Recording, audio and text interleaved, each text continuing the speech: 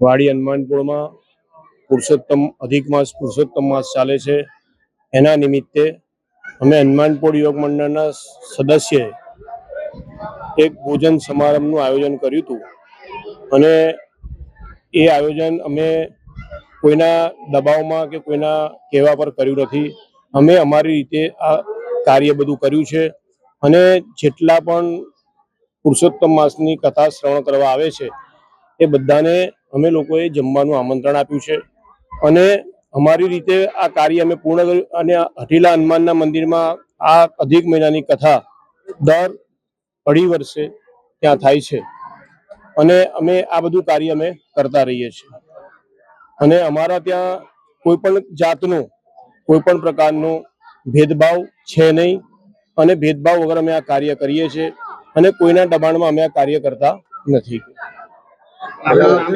મારું નામ અશોક પંડ્યા। આ અધિક મહિનો કથા મારા દાદા અને મારા પિતા અને હવે પછી હું કરું છું એટલે અમારી આ ત્રીજી પેઢી છે।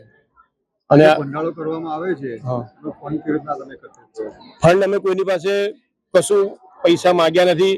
જેને જે ફંડમાં આપવું હોય એવું નથી કીધું, ફોર્સ નથી કર્યો કે ભાઈ તમે અમને આટલા રૂપિયા આપો।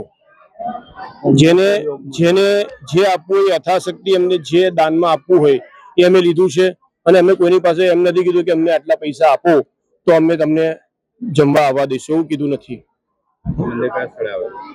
આ મંદિર વાડી હનુમાનપુરની અંદર આવેલું છે અને આ મંદિર 450 વર્ષ જૂનું છે અને આ હનુમાનજી જે છે એ હનુમાનપુરની અંદર હટ કરીને રહેલા છે, એટલા માટે એનું નામ હઠીલા હનુમાન છે મંદિર છે।